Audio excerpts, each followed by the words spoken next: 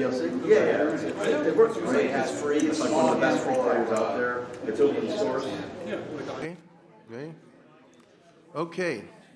Seems like we can get underway. Let me start by saying tonight's Rosh Chodesh, Guten Chodesh, and Guten Vach. And we want to welcome everybody to the most reasonably priced kosher date in town. And I want to start, as always, by thanking Shomer Emunah for hosting us. They're doing the whole series. It's very nice of them. I don't see the Lehmanns here or anywhere who are the host sponsors. Over here, let's hear it for David and Pam Lehmann. Maybe they'll come a little later. As you can see, tonight is being sponsored from sunny Florida. They're smarter. By the Glazer, by Avi, Mr. and Mrs. Avi Glazer and family. I'm happy to say that. And I may be in Florida next week or something like that for a day or two, so maybe we'll run into each other. So we're grateful for that. And I think we're pretty much covered as far as the sponsorship is concerned. I'm happy to say that. And I guess we'll get down to business. Just want to say, as always, thank you to the tech team who really get here before me, put everything together. And by the way, Howard's working, he's back from London, but, they're working during the week during all this. It's not just something get back together at the last minute. And they got to correct all my mistakes and things of that nature. And so I am grateful for them. And without any further ado, let's get down to business, as I always say. We're looking at, the name of the series, of course, is A New Century But No Peace. State of Israel and the Jewish People, years 2000 to 2004. Today is lecture number 5, which is called Peace Process in Unstable Middle East, 2000-2004. I can only, in a single presentation, you can only deal with the highlights of it. And anybody's looking to do a dissertation on it, you contact me later, I'll tell you where to look it up. But we'll get down to work. So we're talking about basically what happens during the first Bush administration. I'm talking about Bush Jr., George W. Bush, if you remember, was elected and reelected, and by the way, reelected with a bigger majority in 2004. So what's the story with him and the Middle East? George Bush Jr., George W. Bush, campaigned, if you remember, on the basis of a more modest foreign policy. That was what it is. And voters liked the sound of that.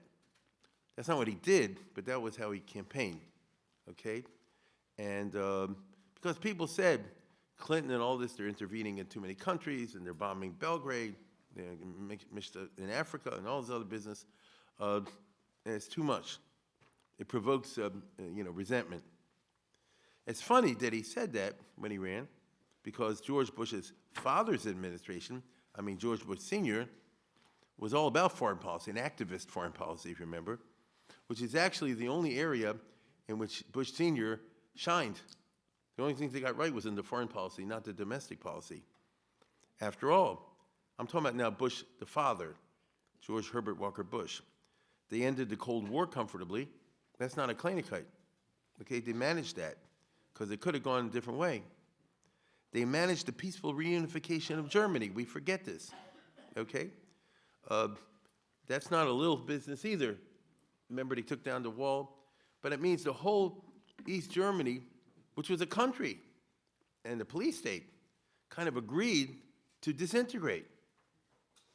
And that means you had to get the Russians and everybody else to agree that Germany should come reunited again, which people say, here comes another Hitler and so forth. And you have to do it in such a way that it doesn't become a fascist country.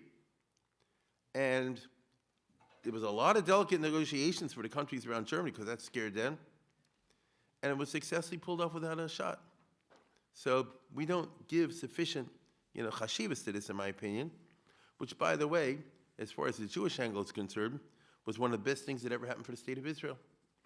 Why does the reunification of Germany, one of the best things that ever happened for the state of Israel? No more East Germany.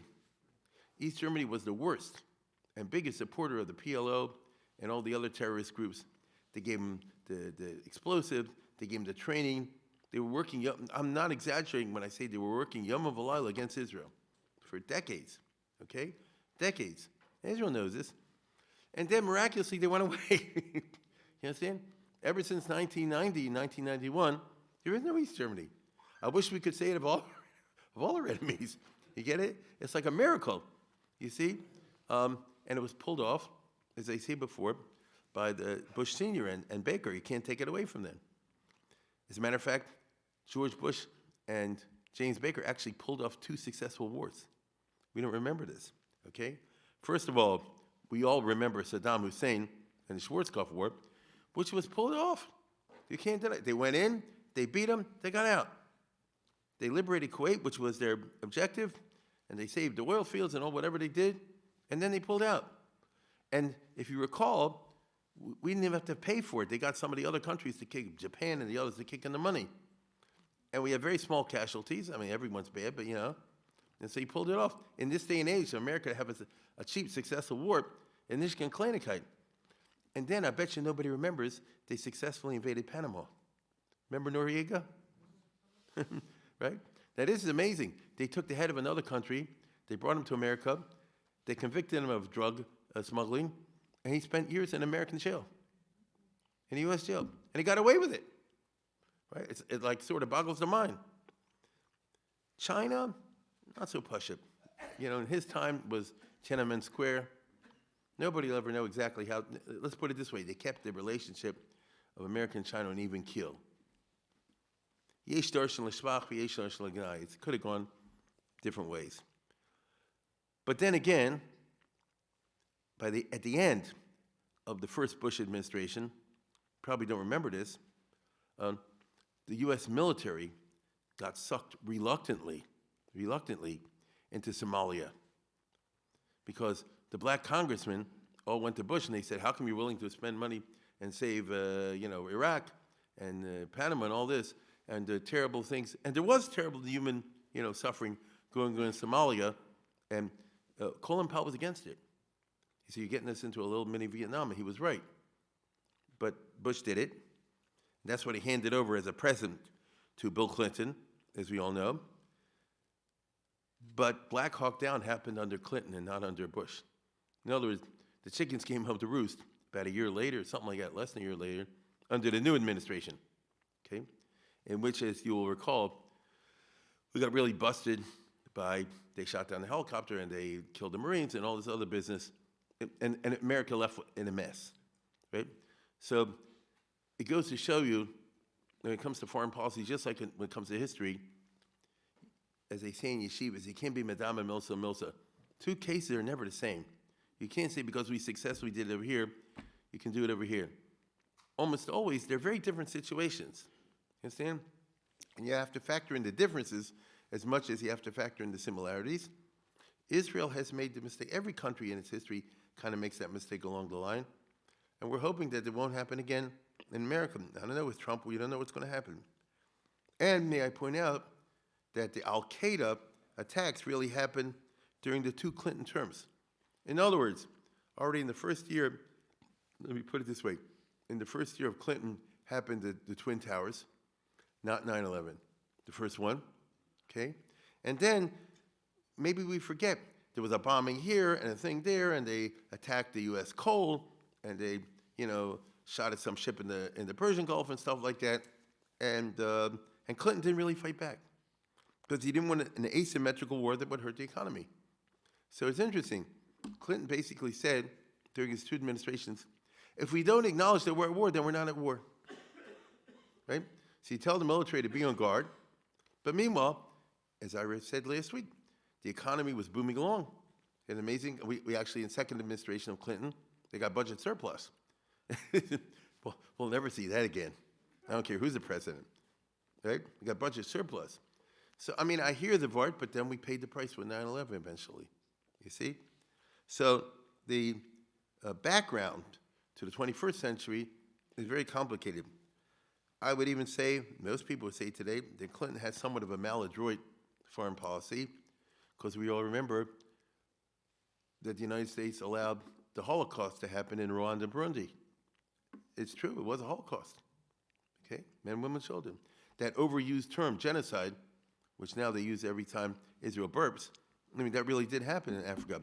But nobody says anything about it. Today, Rwanda, Burundi is still there, and they say, yeah, it happened, and we're going weiter. And nobody says, no, you lost your right to exist, and you're going out of business. You see how it works in the world? The maladroit Clinton policy was 8 years of playing cat and mouse with Saddam Hussein. He did this, we bombed that. He did that, we shot a missile this place. He did another thing, they did that. It was never clear. If you remember, they established a no-fly zone over the Kurdish part and all this kind of stuff. It was never, a clear business. It involved the Clinton administration in the 90s, involved a whole bunch of mess and massacres in the Balkans, in Kosovo, and Bosnia, and all that kind of business, if anybody recalls that. Again, there literally was genocide going over there. There was the term ethnic cleansing comes from the Serbs in Bosnia and in Kosovo. Okay, that's where the term comes from. Again, see, in America, the economy was booming well, so heck with it. It also involved the frustrations of the aftermath of Oslo. Because as we saw in the beginning of Clinton, thanks to Rabin and Paris, and willing to make concessions, you had the Oslo Agreement. And it's supposed to be followed up. As a matter of fact, we talked about this. The Oslo Agreement actually had some kind of a timetable in there. Within so and so many years, this should happen and that should happen. But it didn't, as you and I know. And instead, it became a very frustrating kind of business because Arafat certainly did the part he's supposed to do. And as we've seen over and over again, the suicide bombings didn't stop for a second. They got worse. The main suicide bombings happened after Oslo. And the strains caused Israeli society to crack, as it always happens. That's why they assassinated Rabin during that whole business. This all happened under Clinton, you see? And so the frustrations of what we call the peace process are a basic feature of the 1990s and afterwards. It involved the fundamental structural problem of not negotiating the hard problems up front with the Palestinians. In other words, we're coming up to the parsha of Yaakov and Lavan, where he says, Rachel bitchak tana, remember that? Because he said, if you don't specify in the fine print what you're talking about, the other side will wiggle out. That's what happened.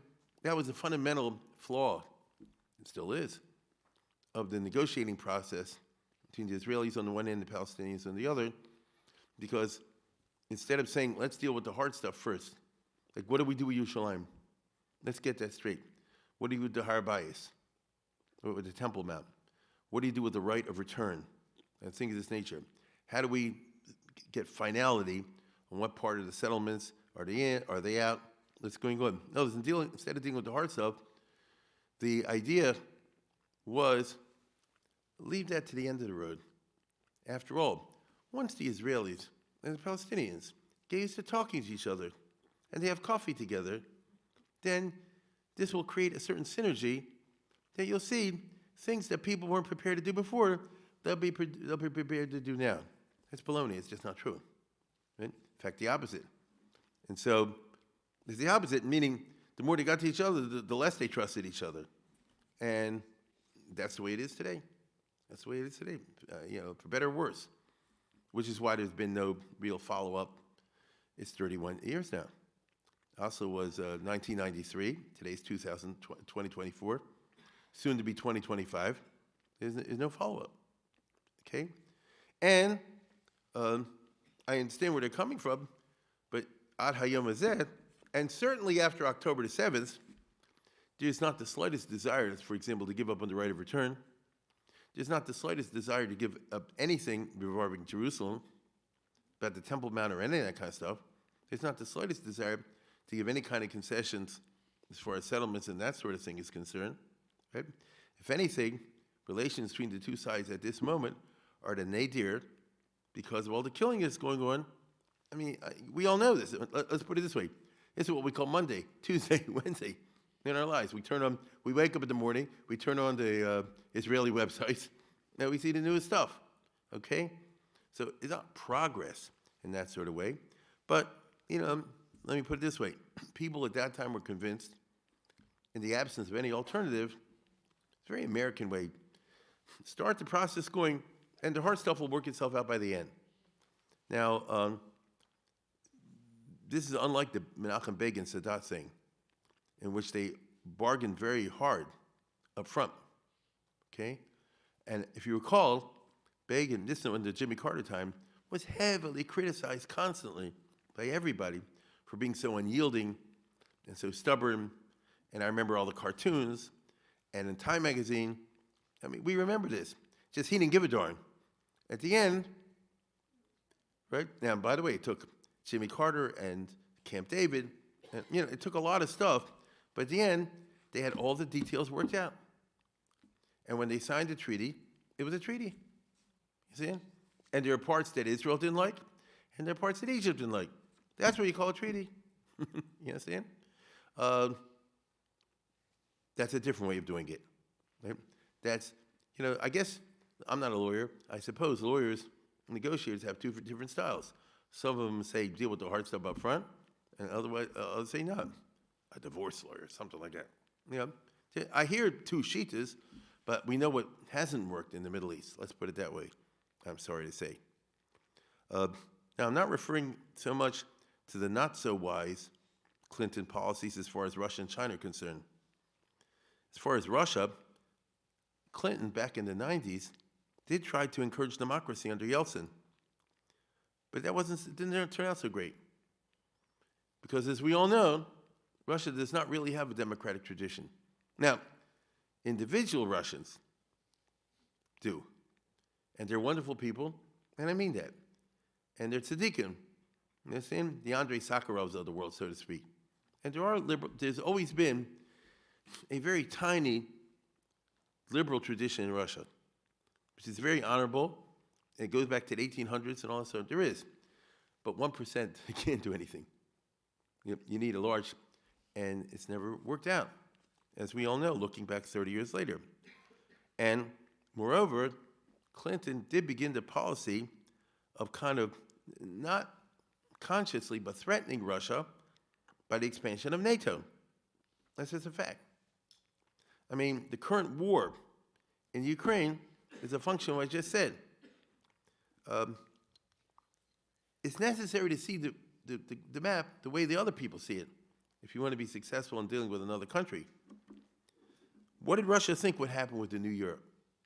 Notice when the communism fell apart, all the countries broke away. All the countries broke away. So now it's a different map. The old Russia included all, the USSR, included all of this. You see what I'm pointing to? Even the colored stuff. It's all part of the Soviet Union. Look how much is subtracted from the Soviet Union by the new map. Notice this now is a separate country called Kazakhstan. It's pretty darn big. And look how close Kazakhstan is. Let me put it this way. Guess what's a few miles past the Kazakhstan border? Stalingrad. You understand what I'm saying? We don't realize that. Plus, you have, Kyrgyzstan and Pushikstan and Shmusikstan and all those other, Uzbekistan. They're actual countries. They have cities. They have population. You see? And now they're not part of Russia. They broke away. They wanted to break away. Why did they want to be under Russia? Okay? And I'm not done. Here you have, the European countries. All of what we used to call the Warsaw Pact countries. Czechoslovakia, Romania, Hungary, Bulgaria, East Germany, as I said before, Poland, Lithuania, Latvia. That's a lot of places. Now, none of them want to be under Russia. Okay? None of them want to be under Russia. Who would? Right? I showed you that whole thing from Bob Hope. Kennedy says, get out of Cuba. Khrushchev says, get me out of Russia, I get that. But now if you're Russian, this is the map Putin hates, okay? Because now, all these territories that used to be part of Russia, especially here and here, these are big chunks, are now other countries. So all this, that's a lot what I'm pointing to. It's no longer part of Russia. It makes Russia weak. And when I say makes Russia weak, people want to invade us. They didn't get up close and personal. Look at this. It's not far to Moscow. Again, it's not far to Moscow. That's how the Russians see it. I mean, give me a break. Here is Estonia, and right next to it is St. Petersburg, is Leningrad. It's right next door. You know what I'm saying? So Russia is a nightmare. Now, under Clinton already, and then under Bush, all these countries immediately start saying like this: we don't want Russia to come back. Sign us up for NATO. That's like a guarantee policy. We don't want to come back. I get that, and I totally understand that. If I were a Lithuanian or a Latvian or a Kazakh, any of that stuff, I mean, I get that. They don't look at the Russia experience as a positive one. But on the other hand, think of this. How does Russia feel about this? You see? And let me put it this way. That's going to just encourage them to say, we made a mistake, let him go, let's go back and take it all over again. You can understand that from a geostrategic point of view. You understand? Now, what did Russia want? First of all, I don't know if they thought about anything. Back in 1991, with Yeltsin, everything just falling apart. They were just out at breeze, out to sea. But when they blinked and started thinking about it, I mean, from the Russian point of view, everybody should be Finland. Do you remember Finland was a country right next to Russia, all during the Cold War, from 1945 to 1990. I was there once. That was my honeymoon when I went to the Soviet Union right after we got married. Don't do that. And so we stopped in Finland, on the way to Leningrad at that time. And listen, it's a nice country. It wasn't under communist control, right? They had a democratic country. It was pretty prosperous. It's clean and neat, very neat. The bathrooms there, I still remember, they're cleaner than whatever and all that. Don't ever say a word bad about Russia. That's all. That's the price of doing business. Okay? That's what that means. Don't ever criticize Russia or anything like that whatsoever. As long as you do that, that was the game. You understand? Don't have any big army. Don't do anything threatening. And as long as that happens, you can do what you want. So we say to you, Lithuanian, and we say to you, Poland, and we say to all these other countries, mind your own business. Don't say nothing bad about Russia, right? Rewrite the history books. I'm serious. Rewrite the history books. Don't talk about the bad stuff, and we'll get along fine. After all, what do you want? You want your national independence? You got it. You want Poland for the Polacks? You got it. You want Lithuanians for the Litvaks? You got it. Okay? You have your own schools. You have your own this. Nobody's telling you what to do. All the rest of it. But you live next door to a bear. This is a reality. So shut up. Right? It's not a high price. That's how the Russians think about it. And certainly don't join anybody else that would be against us. Don't join NATO. You follow? Now, I get that, right? I get that. Just be, autonomous but obedient. Basically, what he's saying is be like Aesop's fable. Remember the story? It's in the Gemara also. The stork and the lion. And what happens? The stork pulls out the bone from the lion's throat. There's the stork. There's the lion. A bear, whatever it is. And when the stork says, what's my reward? Your reward is you can tell everybody you stuck your nose inside the mouth of a lion and you survived. It's Aesop fables, 3,000 years old. You get it? It's 3,000 years old. By the way, it's in the Gemara also. It's the Rabbi Yeshua told the Jews when they were planning to do the Bar Kokhba rebellion, he said, don't do it. We're lucky the Romans haven't chopped our heads off. He was right. They didn't win. He said, we should just be glad that we're alive. You see? We're glad they were alive. And so this is the reality then, it's the reality today. Of course, the problem these countries have, which again, I totally understand, is what happens if Russia tomorrow just changes its mind and wants to occupy us again? They're bad guys. They did it before. They could try to do it again. I get it. After all, the mentality of the lion is, if you ate him, you don't have to worry about him anymore. You see? And so, sooner or later, there will arise some Russian leader who want to take us all over again. We need some insurance against that. And that's why it's the map they hate, because they say they look to the West, to America. Help us, save us, protect us. There are many isolationists, some in the new coming Trump administration, but not only, who've been saying for years, I'm talking about thoughtful American analysts, okay? Is it, should we go to war you know, if Russia attacks Azerbaijan or Georgia, so we have World War III. What if Russia attacks Estonia? You get it? Which, by the way, Estonia now is part of NATO. So if Russia goes into Estonia, do we have World War III?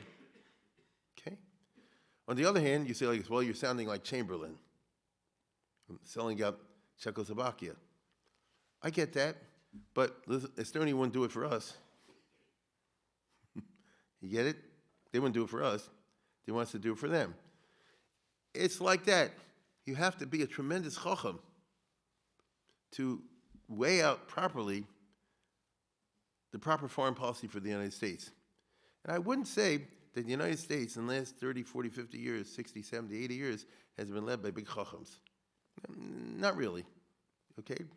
And so who knows where this mess is going? The bottom line is Putin has invaded Ukraine because Ukraine is on the verge of becoming part of NATO. That's all to say don't do that. Now, he'd like to swallow them all up, and then you wouldn't have to worry about that anymore. Then he hook up with Belarus, who is already in Russia's bed.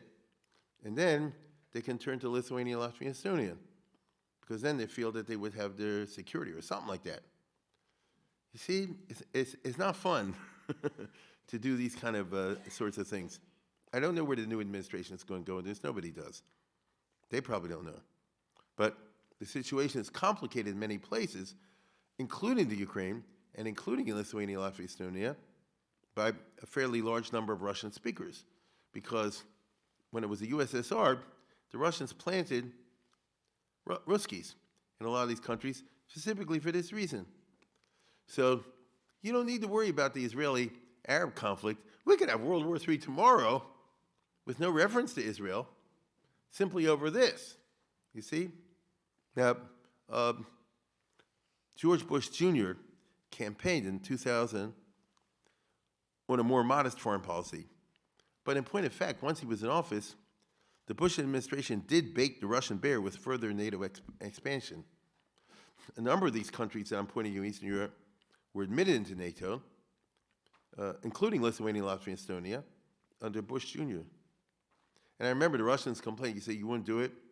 And Cheney said, well, we're doing it. I know, I get it, but sometimes these things can have bad outcomes. As you know, today, Russia, fortunately, is not fighting well. They haven't conquered Ukraine yet, but what they want to do is take it all over again. Whew, what a world. Now, what's the effect of all this in the Middle East peace process? We now have a more vigorous and angrier Russia re-entering the Middle East under George Bush Jr. Okay? Because the Russians, who are not guided by the liberals in their country, the leaders of Russia are what we would call the conservatives and reactionaries in these kind of areas. As you know, Putin has all kind of people in his team, some of whom say Russia should rule the world. Some of them. I mean, you still got people like that, okay? And it's interesting to me, you know, the Russians are a naturally imperialistic people. They're born to rule because, listen, under the old Soviet Union, the Tsar, they ruled hundreds of nationalities and everybody got along with each other because Russia was sitting on top of them. Get it? So that shows it's better for us to be in control than someone else. There's another country that has that kind of history, China. Same thing. They said, when we rule all these different peoples, then there's peace. You get it? These are self-justifying sorts of things. Now, I'm not getting in tonight to the fact that Russia and China one day are going to have a nice war, okay? And the Chinese are even now renaming the cities of Moscow when they talk. They don't talk about Vladivostok. They talk about Pinyin Pum or something like that. Well, that's their way of saying, you know, this is ours. Nixon was talking about this in the 70s, you see? Because what we call Siberia was really, let's put it, at least half of it was conquered from China. Back in the, well, I know you don't know it, but I want to tell you something. It doesn't matter if Bill Sachs doesn't know it. Every Chinese high school student knows it. No, that's the point, right? Every Chinese high school knows it. They never heard of the Battle of Gettysburg. You understand? They know all that stuff. And Xi, whatever his name is, the head of China, always talks about this. He said, oh, we had unfair this, that, and the other. you did the same thing. That doesn't count. You see? But it was done to them. So the world, like I said before, the Rebbeinu Shalom runs a big chess game, and if Israel's ever up the creek, and God is so inclined, there's plenty of cards, plenty of extra things you could pop up from somewhere. You get it? Say if Israel looks like it's in bad shape, we could have a nice little war break out in the Balkans, or in the Baltics, or between Russia and China, the other places, and they've been simmering for years. Now I'm not even talking about the Middle Eastern wars that could pop up out of nowhere. Just off the top of my head, there's a simmering war going on between Egypt on one hand and Ethiopia and Uganda and Kenya and the others, because they want to cut off the water of the Nile and use it for themselves. And guess what happens if they cut off the water of the Nile? Bye-bye. So now, how many people live in Egypt now? 100 million. The world can go in a lot of different interesting directions. Okay. But a more vigorous and angrier Russia re-entered the Middle East. Russia was not strong enough at that time to stop the invasion of Iraq, but they could support the insurgency and cause a lot of trouble for America, a lot of dead soldiers and wounded and maimed. As far as Israel and the Palestinians are concerned, Russia could support the PLO, which doesn't help the Oslo process. The Oslo process came together in the 1990s, which was 5 minutes when Russia had disappeared. You understand? That time Russia was down and out under Yeltsin. The absence of Russia as a player was a key element in the peace process of Oslo, which could never have happened during the Cold War. There's no way Arafat and these guys would agree to any kind of these terms if the USSR was still backing them. You understand? Moreover, if the USSR was still backing them, Israel wouldn't trust nothing from nowhere. Right? It was only because it looked during the 1990s that Russia was down and out. They said, well, the only game is America, so we have to play the dance that America is playing on the piano. And even there, Arafat shifted and so forth, and so did Israel.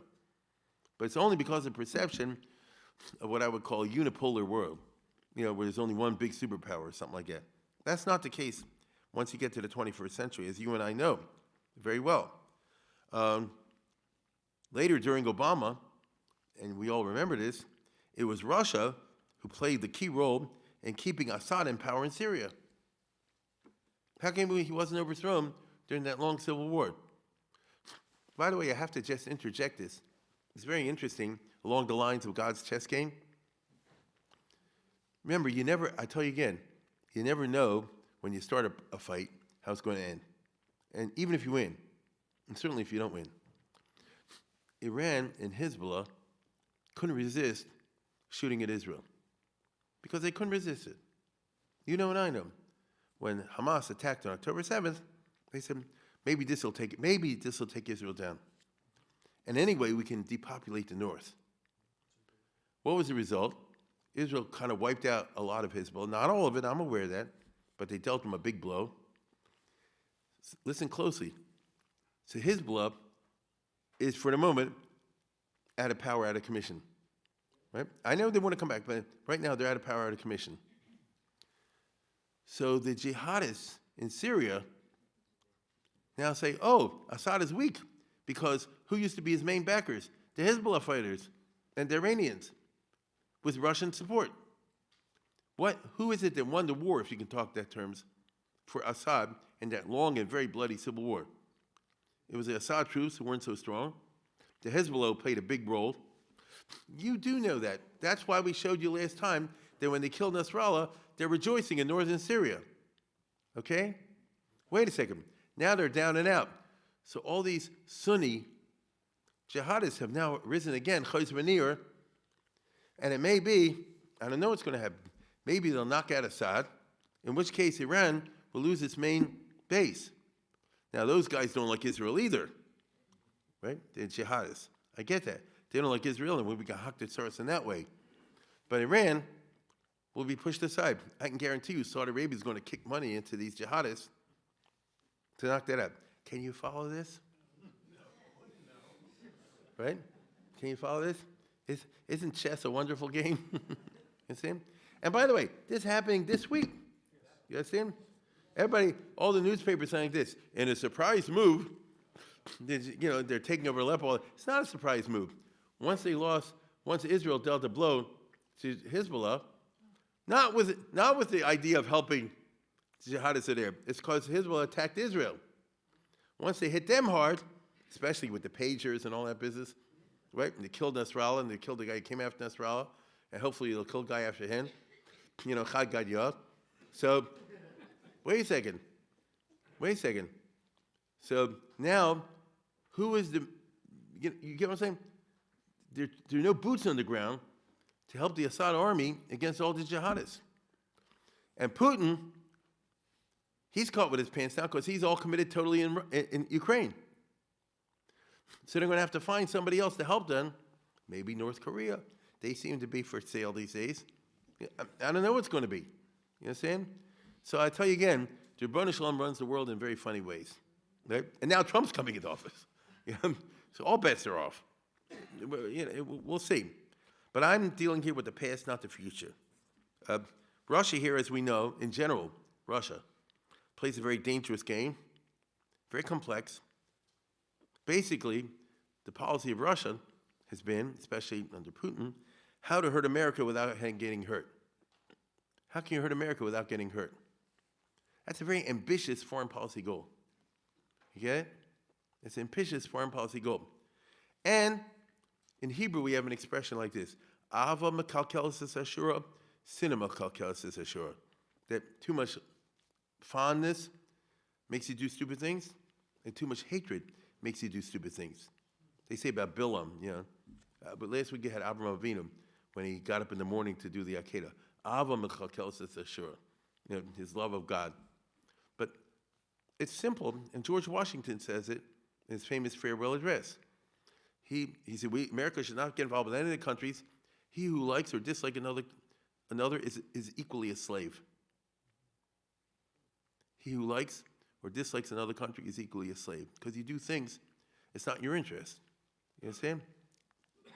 So it's a tricky business that we're dealing with here. So Russia is guided very much by hate.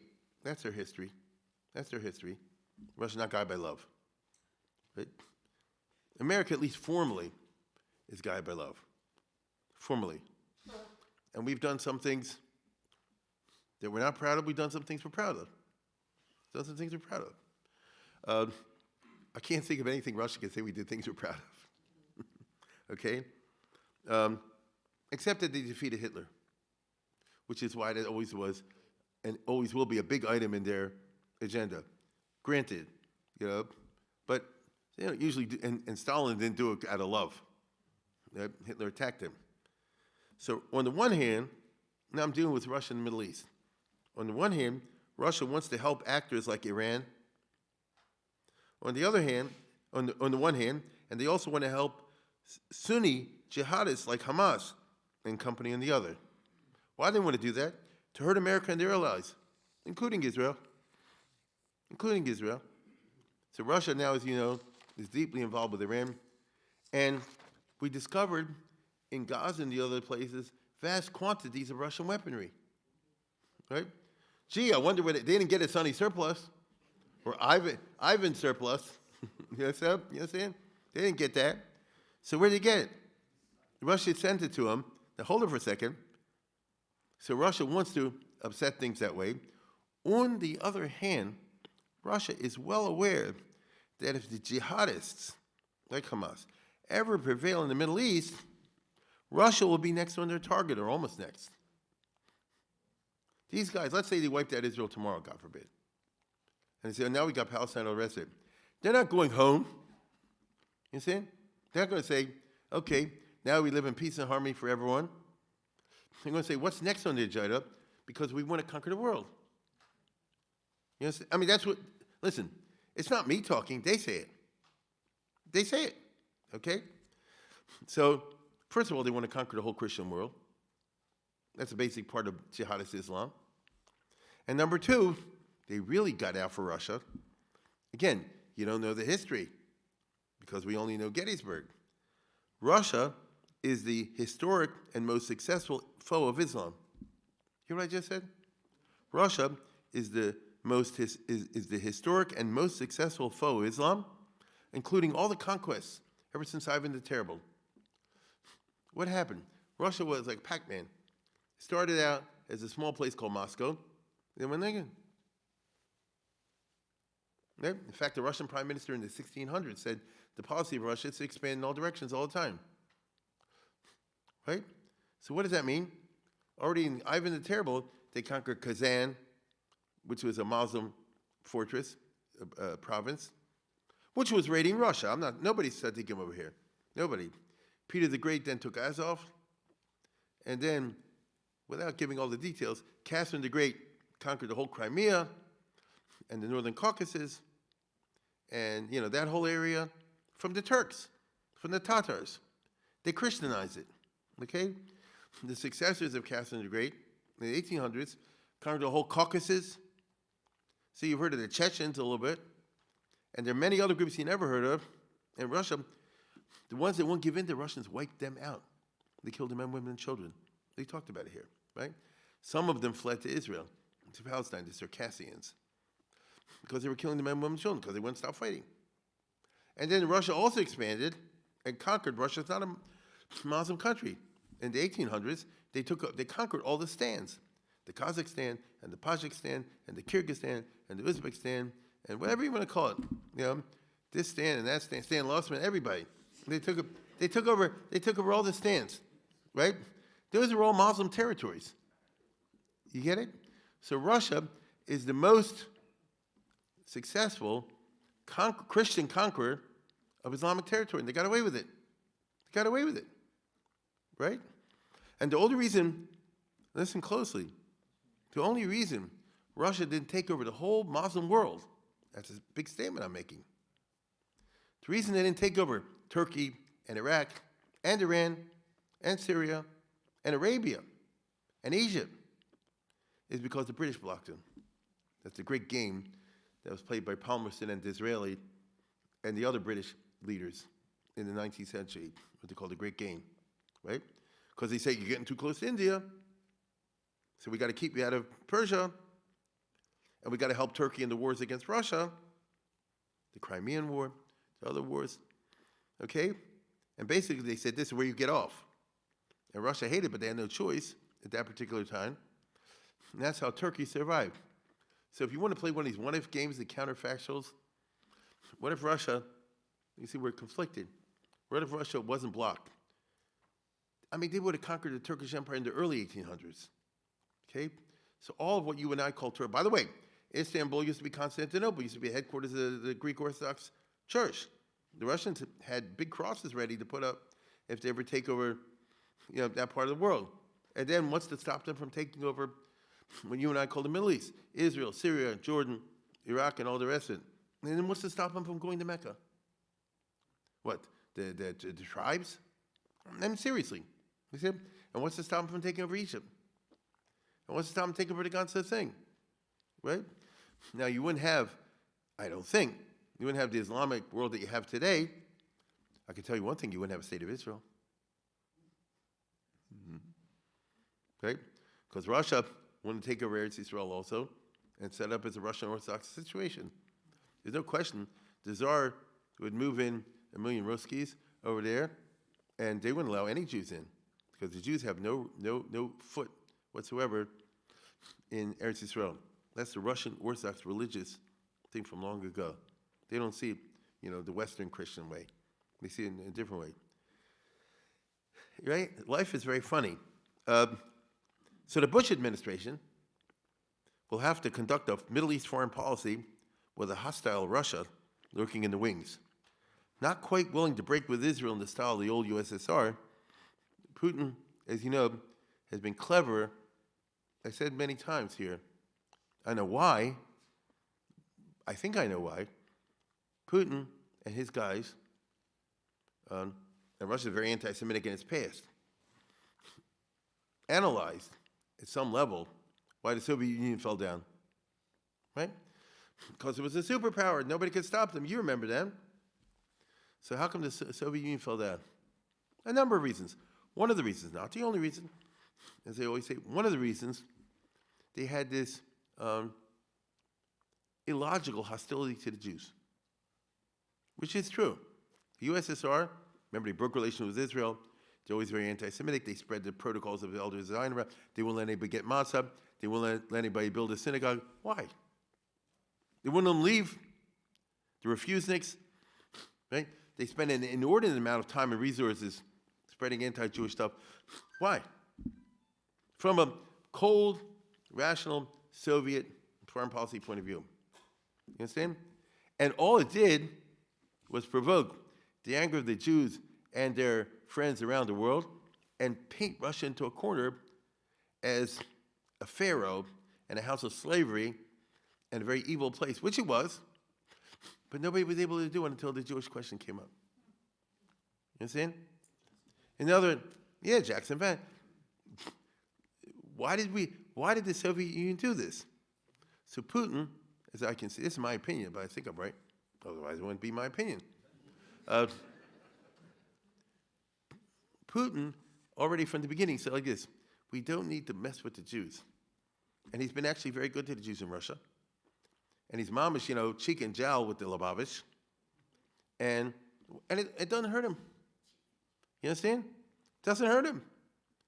He's fighting Ukraine, he's fighting this. You don't find all the big protests all over the world. Nobody says about refuse. You want to leave, go to Israel, go to Israel. Go to Israel. So that's why Russia is a funny thing. You know and I know, Bibi, and even before him Bennett, won't come out and say what America wants them to say, which is down with Russia because they're attacking the poor Ukraine. Israel said, we can't do that. You see? And, the Americans they do I think Biden understands that. I really do. But it's because it is unusual reality. I mean, right now, if it was anybody else but Putin, and they wanted to unleash anti-Semitism, it'd be the easiest thing in the world. Easiest thing in the world. And to tell you the truth, and I know, I hate to say it, anti-Semitism has a big revival, especially in Europe. And if he went the anti-Semitic group, he'd have a lot of fans in other countries. So we don't know which way it's going to go. We just don't know. Putin is funny in that particular way. And so, in spite of what I just said, Russia has been backing the bad guys. Iran, Hamas, Hezbollah, the whole 9 yards. And I know it. Okay? That's the international background. How did the peace process unfold during the years of the first Bush administration? George W. Bush came into office mistrusting Arafat, and certainly Hamas.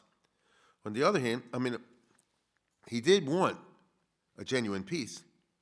And like all presidents, and I emphasize all presidents, he did want to end the occupation of the Shtachim. No president has been okay with Israel occupying the West Bank and the Gaza Strip. They just gave him a lot of leeway. No, Trump also, if you remember, had a plan how to give extra land to Israel and then the occupation. Even that, Bibi freaked out on. I'm just saying, no president has wanted that. At the same time, all the presidents, including Bush Jr., have recognized Israel's security concerns. How can you expose yourself to ruthless enemies? You'll set up a state in the West Bank, it'll be like another Gaza. Okay, this has been Israel's conundrum since 1967. How do you solve this problem without, what's the right word, exposing Israel to a whole bunch of October 7ths? How do you do that? Now, when it was the Bush administration, you had Colin Powell was the Secretary of State, remember? He chose to be like a typical State Department, type of individual. And he's going to push a two-state solution. And we'll work out the security stuff. We won't make Israel do anything that'll hurt security, but we want to get a Palestinian state or Palestinian entity. The problem was, as you and I know, Palestinians did not and do not really want to leave Israel in possession of most of British Palestine. This bothers them, this map. The old map before 67, right? That means most of Eretz Israel, most of the British territory of Palestine, even if Israel pulled out from everywhere, would still be in Jewish hands. You get it? The whole Galilee, the whole Negev, and a substantial strip in the middle. Look at it for a minute from the Arab eyes. That's our country. We're leaving the Jews in possession of everything, of too much. You'll have a state here and here. We don't want that deal. See? This is the main psychological problem we have in the peace process. If that's so, can there be a two-state solution? Well, Colin Powell, the State Department, they say yes. There has to be. Just requires a lot of negotiation. Because otherwise, what's the alternative? War forever? A core component of this two-state solution idea was a deliberate and decided imbalance of power in favor of Israel, between the state of Israel and the state of Palestine. You know what I'm talking about? The Americans agreed, if there's going to be two states, forget Hamas for a minute. Suppose it was all under nice Palestinians. Let's just assume that for a second. So you'd have a state here and here. They couldn't have a big army. They couldn't have a whole air force. They couldn't threaten Israel. Wait a minute, Israel can threaten them. Yeah, that's okay. You get how it bothers you if you're Palestinian? You can have an A-bomb. Israel has A-bomb. You can have the best air force in the world. You can have large tanks. And we're allowed only a couple of Glocks. Right? Now, Israel said like this, look, that's the way it's got to be. I mean, we don't attack you, you attacked us. We're the nice guys, you're the bad guys. They don't agree with that narrative. You've been attacking us ever since 1880. You see? That's how they experience it. That's how they see it. And therefore, we don't like this business that if there's a two-stage solution, you can invade and occupy us in 24 hours, 48 hours. We can't do that to you. So America and Israel have been saying that's the way it's got to be. It's a little bit, not exactly like Russia and Finland. Have your own country. Rule yourselves. Don't be bad to Israel. That's the price of doing business. You can have your own culture, prosperity, all the rest of it. But you're next to a bear. Who's scared of you? But you're next to a bear. This way it's got to be. The Palestinians would have to agree to this permanent imbalance. I mean permanent imbalance. Because this is the way the treaty would go. There'll be two states, and Israel will have the right to have all the weapons in the world. I mean, all the weapons in the world, including H-bombs. And the other side won't have any rockets, and won't have any of this, and won't have any of that. Right? That's what it is. You can understand there will always be some Palestinians, if not most or even all, who will not agree to this long-term weakness. It's not natural, especially in the case of Palestinians. Their history as they see it is, they've been put upon forever. I know there's a Jewish now, but I'm talking about the way they see it. Okay? And if the PA, what we call now Abu Mazen, is that sort of thing, if they agree, it only drives the passionate into the arms of Hamas and company, who say you're a bunch of Uncle Toms. You're selling us out. I hear it. You hear the part. But Israel, what's Israel? Israel said, what are you supposed to do?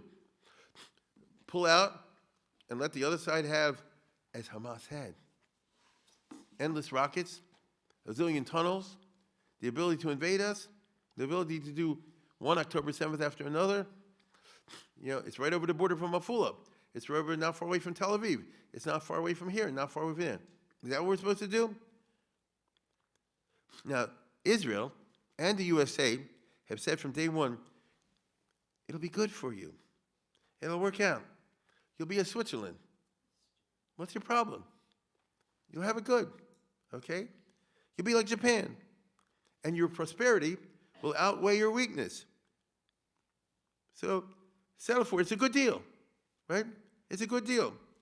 But against the history of the Israeli-Palestinian conflict, against the background of the Palestinian narrative, can this really fly? Can this fly? It would take a very civilized and mature society to accept this as a permanent future. You have to have a very culturally and intellectually developed, very mature society, like Japan said after World War II under MacArthur. We don't need an army anymore. Remember that? They abolished the Japanese army and navy and all the rest of it.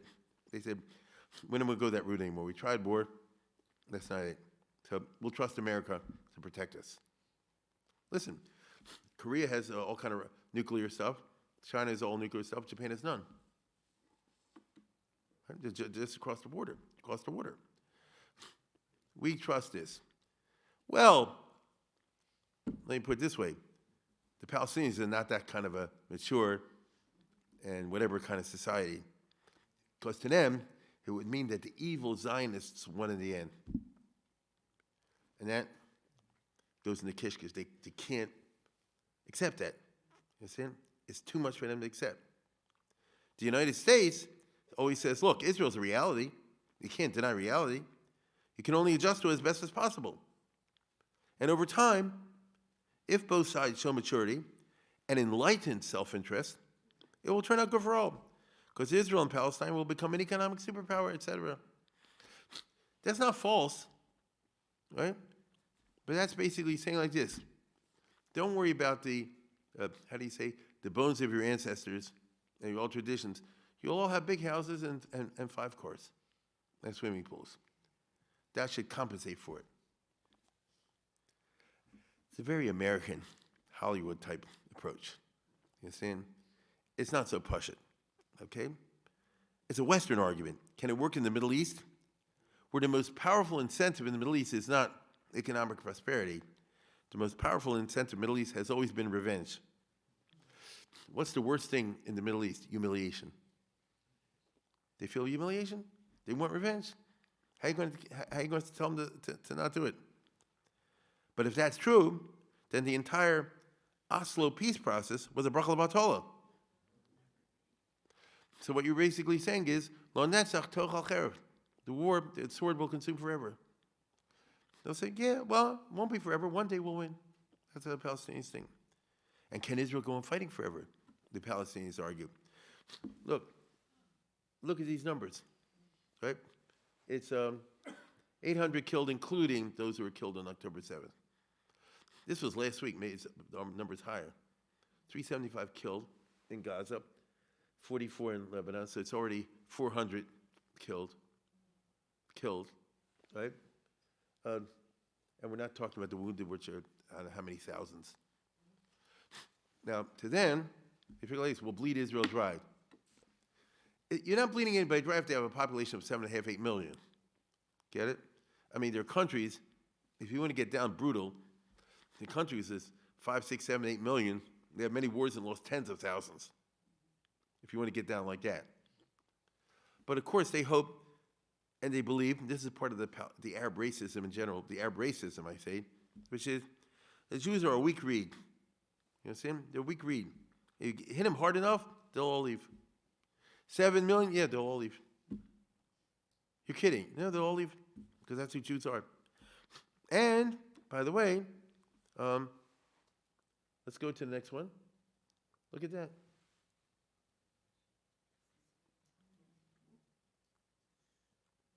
$10,000 Israelis in the last year have gone to Canada. We all know Canada's a place that's free of anti-Semitism, right? Right? But I want to tell you something. You can't judge somebody else. They're freaked out over the war and so on and so forth. The Arabs see this and it's honey to them, right? Now, there is another side. Let's go to the next one.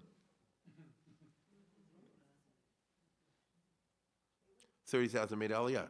Now, if the numbers are true, that's a net gain. The Arabs will say that's a lie. I mean, they don't know what to do with that. You see? Now, my point is, they've always tried to conflate, because they have to mentally. Israel was, like I say, Algeria or something like that, or Vietnam. But we all know they had somewhere to go, back to France, back to America. Israel has ein brera. They can't bring themselves so far to acknowledge this, right? They can't bring themselves so far to acknowledge this. So they can't say, well, Israel's a reality, let's make the best deal we can as far as the West Bank is concerned, or something like that. They want the whole thing, okay? Against this background, we can follow the peace process under Bush, at least parts of it. The suicide bombings and the other terrorism were in full swing already in 2001.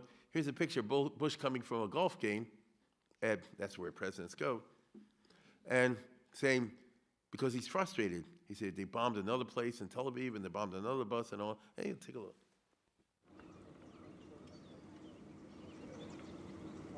It's a nice cushy job if you can get it.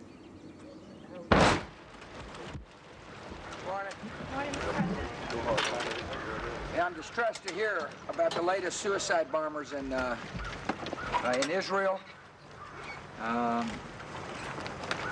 For those who yearn for peace in the Middle East, for those in the Arab lands, for those in Europe, for those all around the world who yearn for peace, we must do everything we possibly can to stop the terror. There are a few killers who want to stop the peace process that we have started, and we must not let them. For the sake of humanity, for the sake of the Palestinians who suffer, for the sake of the Israelis who are under attack, we must stop the terror.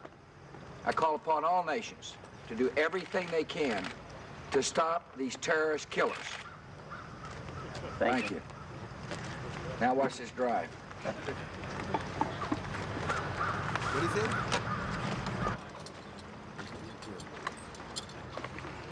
Okay, you get, whatever. Wait a minute, let me ask you a question. Has anything changed?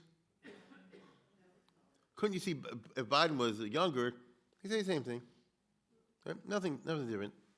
The only thing is, there's a certain lie going over here, which is a necessary lie.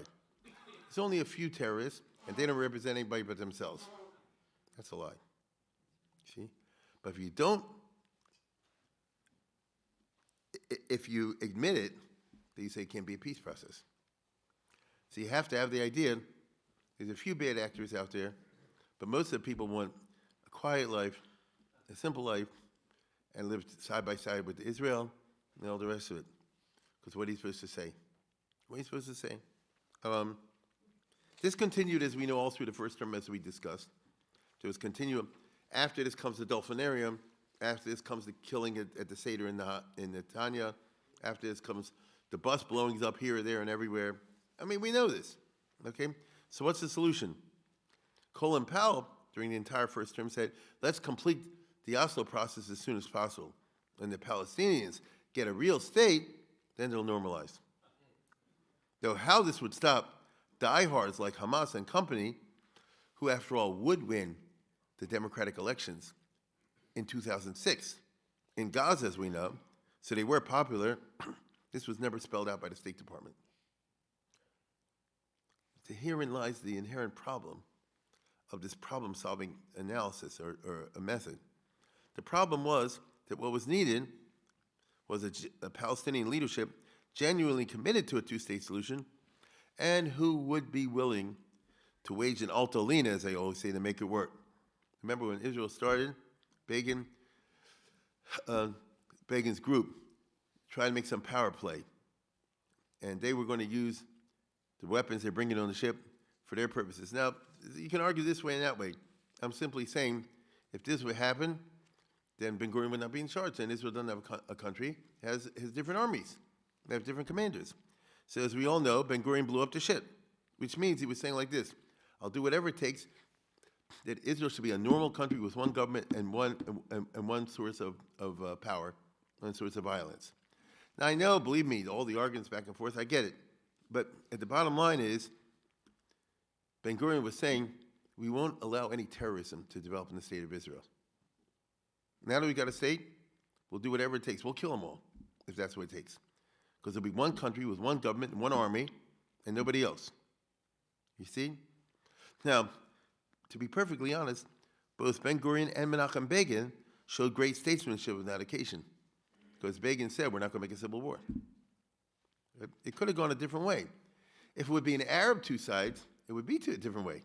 You blow up our ship, we'll blow you up, right? Believe me, the Irgun guys had plenty of bombs. They could go do stuff also. They were mature enough. That, my friends, is why you have a state of Israel. Because when push came to shove, they said, okay, we don't like it, but we'll agree, one country with one army and one this and that and the other. That happened. That it soon became clear to the Bush team that Arafat was no Ben Gurion. He's not going to go and wipe out Hamas. and Islamic Jihad and all the others. Not going to do that. Now, could he have done it? Certainly at certain times if he was still super fully committed to it, I think he could have. But he's not going to. So what to do? How do you get a two-state solution if the Palestinians are led by Arafat? And all this became more complicated after 9/11 because on the one hand, the USA wants to nail the Islamic terrorists like Al-Qaeda, and it's clear that the Palestinians sympathize with Al-Qaeda. We saw the rejoicing they did on 9/11. So this should lead America to attack the Palestinians. On the other hand, America needs the support of the Muslim world, the Muslim states, especially the governments, and so the Bush administration feels it has to demonstrate progress in ending the Arab-Israeli conflict with justice shown to the Palestinians so you get your traction in the Arab world. I told you, it's not fun to be president of the United States. You always got to go like that. You really do, okay? So what to do? Bush gives this famous speech that I showed you last time, in which he said for the first time, we're in favor of two states. Until 2002, no president said he wants a Palestinian state because Israel would freak out. So, Johnson and Nixon and Ford and Carter and Reagan and Bush and Clinton all said, we want something. How would it work out at the end? We'll leave to the Arabs and Israelis to work out. We don't want to shove a state down in Israel because if you have a state, which Biden vetoed the other day, about a month ago, if you have a state, then Israel can't invade them. Wait a minute, we already have settlements here, and this and but it's a foreign country, you can't invade. You see? So the terms mean a lot. So Bush said for the first time, we're in favor of a Palestinian state, but only if they live in peace and security together with Israel. You understand? So on the one hand, it was a big plus for the Arabs, okay? It was a big plus for the Arabs because they finally got the world, even America of all places, to say we're in favor of a Palestinian state. On the other hand, Bush says in that speech, Arafat must go because clearly this is not the right leadership. He must be replaced by some political leader who will be, without using these words, who will be prepared to accept Israel and the results of 1948. 1949, that map I showed you before. That's what we're talking about, okay? And I mean it genuinely and sincerely. How are you going to get that? And Arafat wasn't planning to go either. But even anybody, Abu Mazen isn't in favor of that. Not really. So how do you get that? You understand? Plus, he wants a leader who'll be willing to suppress Hamas and company so that there'll be no more suicide bombings and no more terrorism. Bush basically said Arafat is history, but saying it doesn't make it. In return, you get an independent Palestinian state, but demilitarized, as I said before. So Israel will have this big army and air force and all the other stuff, and you won't. Right? And no tunnels, none of that shtick. Okay? Now, this is easier said than done. And Arafat, gate nicht. Right? And you and I know Arafat would remain in Ramallah for the next 2 years until the very end of the first Bush administration. He died 2 weeks after Bush was reelected in November of 2004. No, Bush got reelected, and then 2 weeks later, Arafat died. All right? How are you going to, let's put it this way.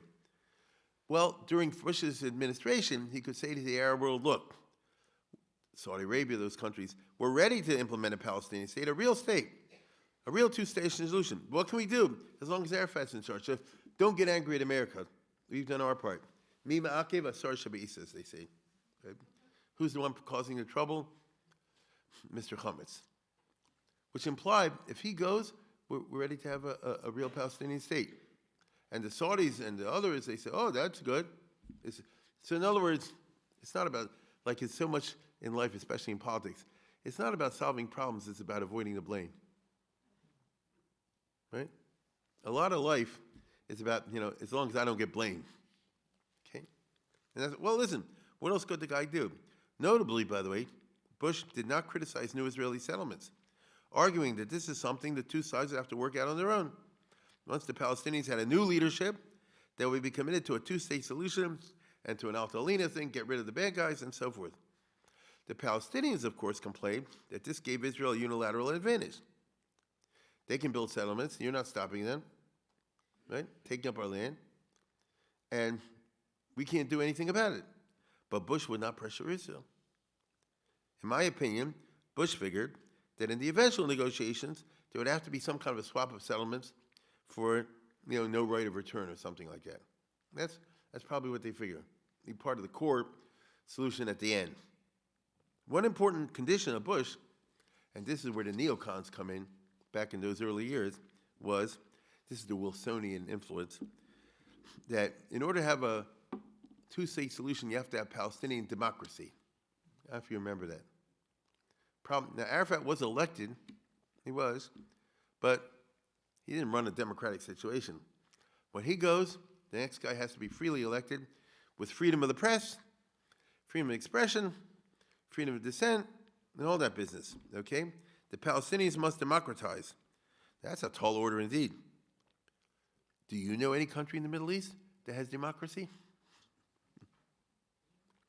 Do you know any country in the Middle East that could have democracy? I'm not being funny now, okay? In European countries, in America, I have to be careful how I say this. If a guy gets up in the street and let's rush the White House and kill everybody, you're not going to get a lot of people behind you. In an Arab country, a guy says, let's rush the palace and kill everybody, you got a mob. It happened. I mean, they're sitting on a powder keg all the time.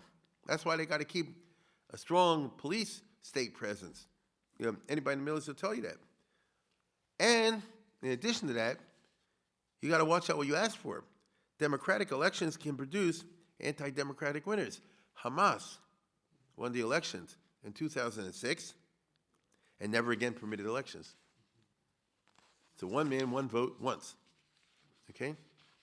The actual formula for peace, the concrete steps to bring this about, was dreamed up by the Bush State Department in consultation with the Big Four, as that term was defined in the Cold War era. This was the Big Four, right? USA, Russia, the EU, and the UN. They're the players. Israel was not consulted. They weren't privy to the planning, so they viewed it as being as a gang up. Although the Bush said it's not a gang up. And what did it say? Ignoring everything I've been telling you tonight. Ignoring everything I said, but focusing on procedures. So what do we got? Let's go. Next one. The roadmap to peace. That's what they called it. The roadmap. You've seen that sometimes. Go on, next one. Here we go. Performance-based and goal-driven roadmap. So they're using the language of business. Right? The map is built on goals, outgoing details, end the violence, halt settlements, reform Palestinian institutions, accept Israel's right to exist, establish a viable Palestinian state, reach a final settlement by 2005.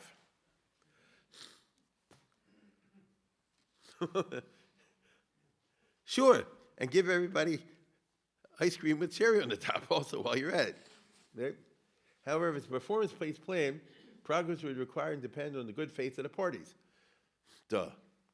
And the compliance with each of the obligations the quartet put in the plan. This made the roadmap different from former peace plan. There was no unrealistic time scheme to reach the goal. Well, let's see. Let's go to the next one. It composed of 3 phases, satisfying the preconditions for a Palestinian state. In other words, a democratic leadership, acceptance of Israel. It sounds good, Creating an independent Palestinian state, provisional borders, negotiating permanent status agreement, recognition of Palestinian permanent borders, end the conflict. Of course, this means here that they recognize Israel. Okay. Now, phase 1, mutual recognition, immediate end unconditional ceasefire, end armed activity, all acts of violence against Israelis anywhere. How did the State Department figure they can implement that? There'll be no acts of Israeli violence against Israel if the only people you're dealing with is the PA, and you're not dealing with Hamas and Islamic Jihad and the PLFP and all the other groups. They're not part of this. So how do you calculate that this should work? Wait a minute, but these are smarter people than I am.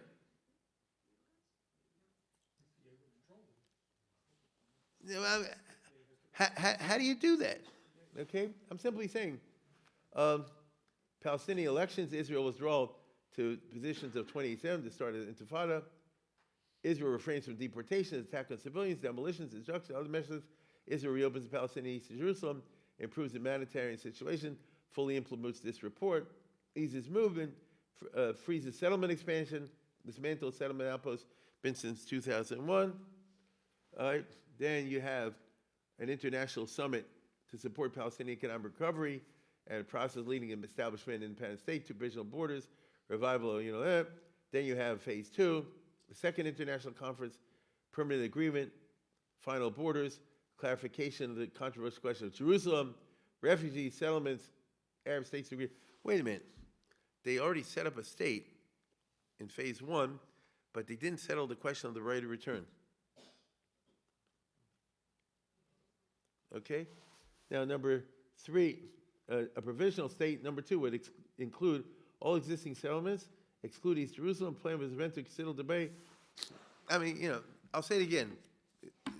This is what you call the product of bureaucratic thinking around the table and coming up with, how do you, seriously, all joking aside, we're not dummies, we're not the smartest people ever lived.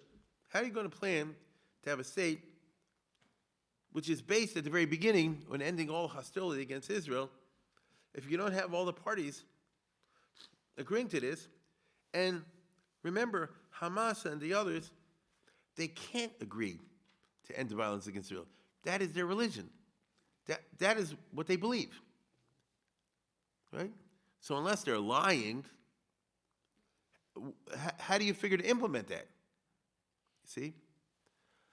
So welcome what they call the roadmap. Okay? Now Sharon, that time said like this, Israel wasn't consulted, we never agreed to a settlement freeze and all that kind of stuff. But Sharon does agree that there be a two-state solution, eventually a Palestinian state, one day. This is from a Likud prime minister. I mean, we forget, Menachem Begin and all this used to say, oh, no Palestinian state. Because of what I just told you. If it's a state, you can't invade them, so they can shoot at you, you can't go into them. You see? And so, how could a Likud prime minister? Well, Sharon had just won the 2003 elections, as I showed you last time. Look at this. This is a big win. The Likud has double what the next party has. It's 38 to 19 for Labor. Okay? That's big. That's big. So you have Likud could form a government, 38, Shas is 11, that gives you 49, and then Victor Lieberman gives you 56, and then, I'm doing right-wing parties, and then another 6 gives you 62, and if you put the Aguda in, it gives you 67, that's about it. 67 is a big government, okay? Right-wing government, as we say today. There's no more national unity government, though. You understand? Israel, after 2003, you don't have an alliance of all the parties, as I described last week. That's not good. Israel responds to the roadmap with 14 reservations. Okay? So, I mean, on 27, Palestinians will dismantle the PA security and reform the structures. No, stop your private armies. Palestinians will cease violence, incitement, and educate for peace. Interesting. In the schools. They must complete dismantling of Hamas and other militant groups and their infrastructure and collect and destroy all illegal weapons. Right down in there, you don't even see you don't need to see the rest of the 14 reservations. How's that going to happen? Now he's right, correct? It is correct. If you don't dismantle Hamas and this other stuff, what's the plan? Okay? To ask them to start teaching different things in schools, ask them, change your national narrative, change your history. That's a biggie. I understand where Israel's coming from, and they're right. How you really expect that to happen? So what's the story with this roadmap? You get what I'm saying? Then it goes to the State Department will say, well, let's implement this meanwhile. No, let's first take care of this. Why are you so stubborn? Why can't you just implement this meanwhile? No, why are you so stubborn? Why don't you get rid of the Hamas? Oh, you know they can't get rid of the Hamas. Oh, if you can't get rid of the Hamas, then what was the plan in the first place? This is what always happens when we get down to the nitty-gritty of trying to negotiate a peace settlement, okay? So do the suicide bombings stop during these years? They do not. What was Israel's response? Like Trump, he said, build a wall. It's the same thing. Build a wall, right? Eventually they build a wall. As you know, it's a long-term project. How long did the building of the wall take? 1994. Let's go to the next one. By the way, you see the wall and little extensions of it here and there to take in some settlement blocks and things of that nature. You know what I'm saying? Here, a lot of the Israeli settlements are just over the green line. Here's a bunch of them. You know, Ariel and whatever. So obviously the wall's got to go around them. See that? Because what's the point of not including the settlements in the wall? They'll be exposed to attacks, right? I mean, that's how it goes. Go to the next one. It's a long time to build a wall. And really, really, really, it's still going on. I'm very serious. It says 30 years, 1994 to 2024. What did it say? No. I just said, really, it's going on to 2024. Really. That's just one of the figures over there. So it was a long-term project. Now, it was simple but effective. Let's read this. Suicide bombings have decreased since the construction of the barrier. Israeli officials, especially been quoted in the paper Marib, said that the areas where the barrier was complete, the number of infiltrations decreased to almost zero. Marib also stated that Palestinian militants, including a senior member of Islamic Jihad, had confirmed that the barrier made it much harder to conduct attacks inside Israel. Since the completion in the area of over here in 2003, there have been no successful attacks from those areas. All attacks were intercepted, or the suicide bombers detonated prematurely. In March 28, Palestinian leader so-and-so said that separate limits the ability of the resistance to arrive deep within Israeli territory to carry out suicide bombings, but we have not surrendered or become helpless. We're looking for other ways to cope with the requirements. And Father, you and I know it's tunnels. Let me get this straight now. So the State Department will say like this. So the violence has gone down. The suicide bombings have gone down. So the conditions are there now for the signing of a real peace treaty, establishment of a Palestinian state. The Israelis say, we just stopped them, that's all. They're still trying every minute. It's not like peace and light have come to the surface. It's that we just stymied them. And you and I know that really, even before October 7th, every day Israel was going in somewhere or other to frustrate something, right? And Jenin and Tulkarm and this place and that place. We know this. And there are always, bomb factories and things like this in houses all over the place because what they call the resistance, the Hamas guys and all the others, they never stop. It's just Israel made it physically harder. But people persuaded themselves, not according to what I just said. They said the violence has gone down. And so it's possible to have political development. That was the Obama administration. The violence is down, so let's have some real negotiations. Israel said the violence is not going down. You understand? But Israel itself started to believe that, which is why they got caught with their pants down on October 7th. You understand? The tunnels started after the wall. They've been working on tunnels for years. You and I know that. It's just Israel figured, and we believe that Israel had some kind of counter technology to stop the tunnels, which turned out to be not true. And I still don't know what the end is going to be because, and you know this, in the West Bank, they're building tunnels. People hear it. If you live in Afula, you live in Kfar Saba and all this. I mean, how do I know? I'm not a genius. I read the news reports, right? You hear people saying, I heard people go to the bathroom. They hear them not far away, so I'm digging, right? So, meanwhile, Israel's bombing of Gaza probably maybe giving them a little bit of pause. Maybe not. But there's no such thing as a permanent security solution. Every time there's a Maginot Line, there's some way to circumvent it. So Israel built a wall, which was effective to some degree. I mean, a lot. But I want to tell you something. The fact that they built a wall shows us there's no political solution, all right? Anyway, what can I tell you? The wall, as you know, was condemned by the International Criminal Court, as well as the usual suspects, which shows you what kind of nice guys they are. But listen, the hour is late. I'll just conclude by saying Bush tried for a two-state solution. He didn't get one in the first term, but he planted ideas in the mind of Ariel Sharon, and those ideas would lead to dramatic moves during Bush's second term, but we're not going to talk about it tonight, so good night.